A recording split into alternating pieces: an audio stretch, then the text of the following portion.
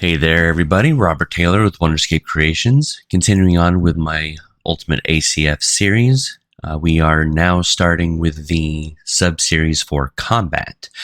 Before we do get started, I do want to remind everybody, do not change anything within the plugins or within the full sample or integrations.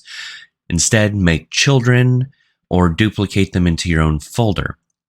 With that said, before we do anything combat related, I'm going to listen to just that by showing off one of the cool new features from a editor UI plugin that is provided as well. As it stands right now as I'm recording this, it is a separate plugin that will need to be purchased, but it does speed up the process of development. So right-clicking here, we have all of these ACF sections. So here in combat, we can make our actions, spells, status effects, duration effects, all that stuff, damage types. But what we are doing right now is we're going to go to the player, character, create a player. And you can choose at what point the child is created.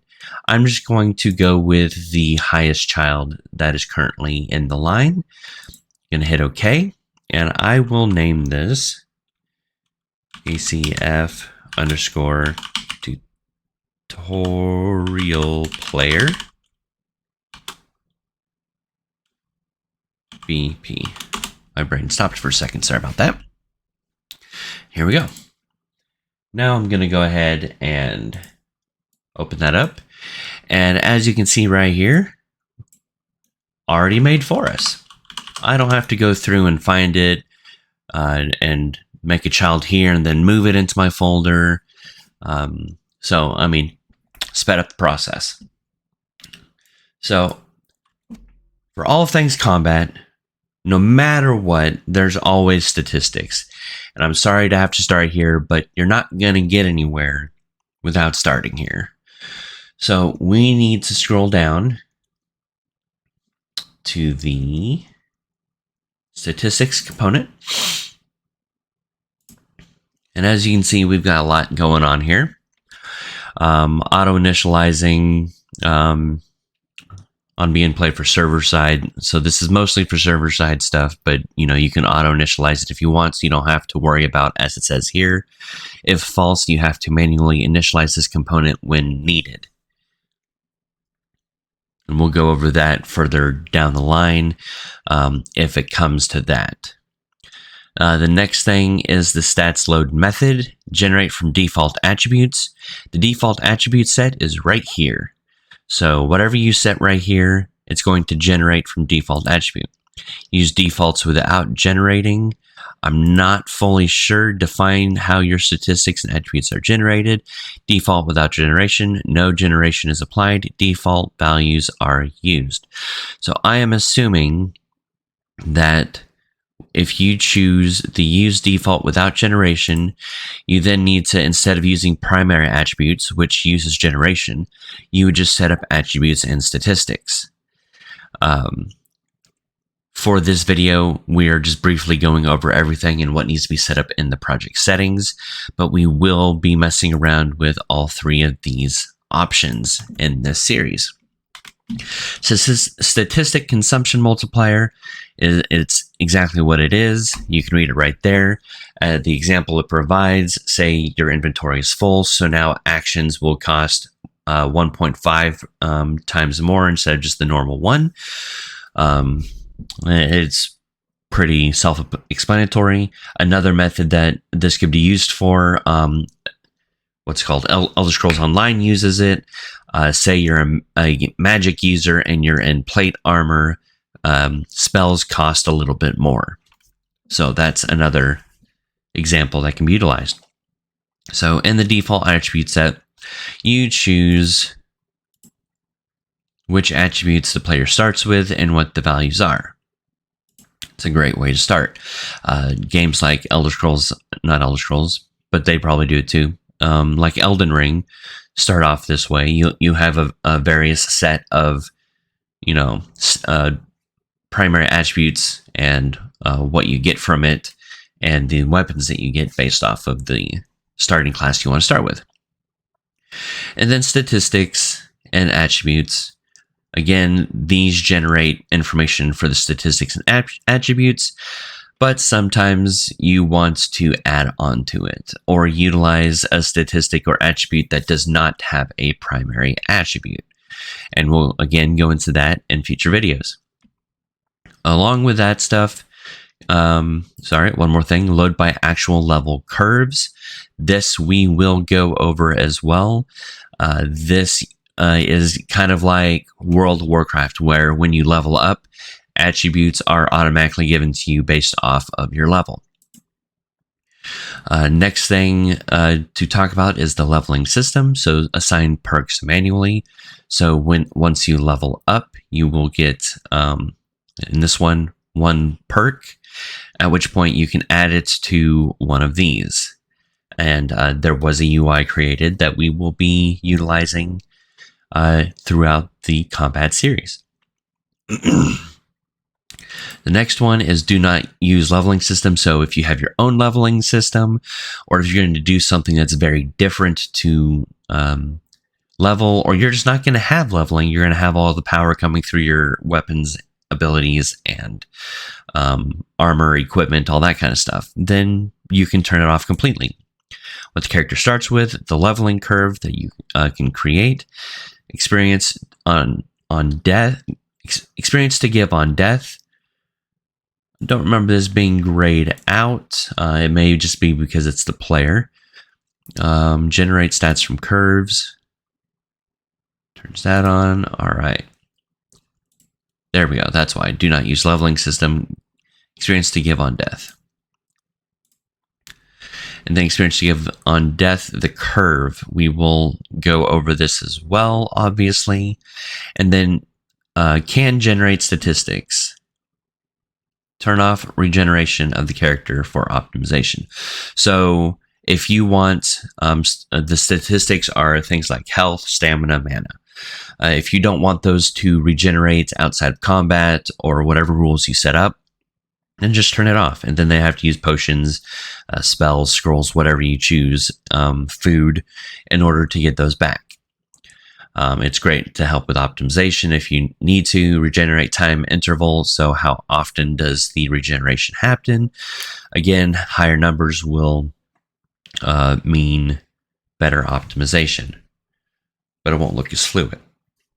So the most important part of how all of this works is actually within the project settings. And I cannot stress to you enough that you set this up correctly. If you're not using the ultimate defaults, or if you're adding on to it, you need to make sure you understand this. Project settings.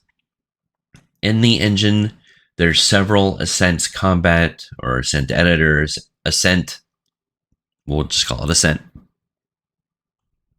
sections. The first one you need to be aware of is Ascent RPG system. This is where you choose what the tags are for primary attributes, statistics, and attributes.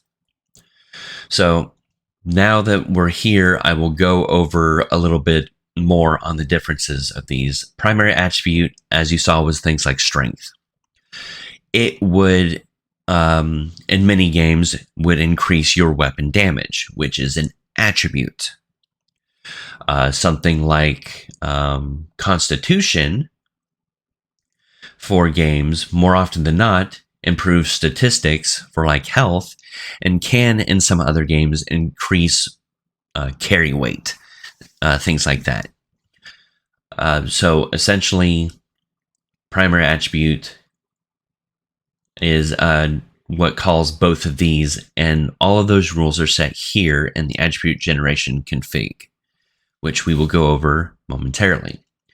Here you also set the max level and this health tag. So if you don't want your health tag to be called health, that's fine.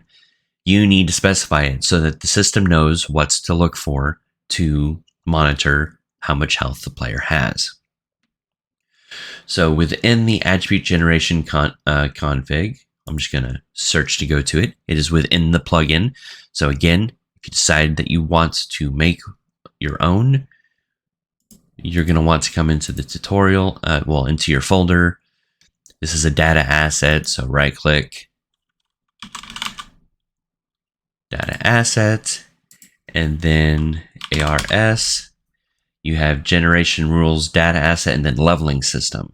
Two different ones used in the same spot.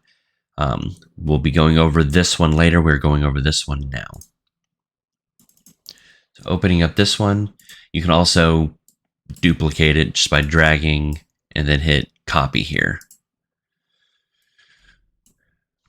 So in here, as you can see here in strength, influence statistics, in this example, does not influence any statistics, but it does influence strength to damage.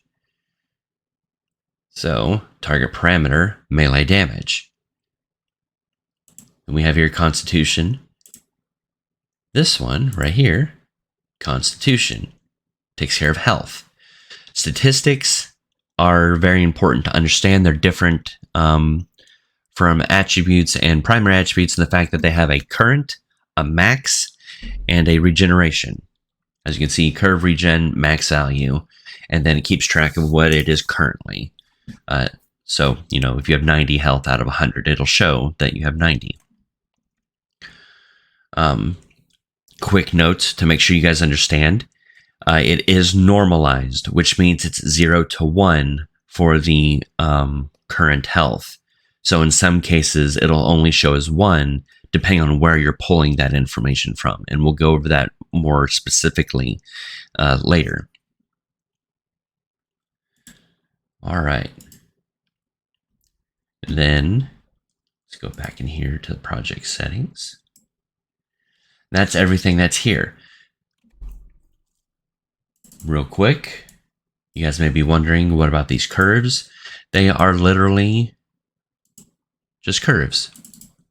You just make your own curves. So, you know, this, again, is in the plugin. So if you want to use this and change it, move it to your own folder. Otherwise, just make your own. Right click, curve, and it's a float curve. That's it.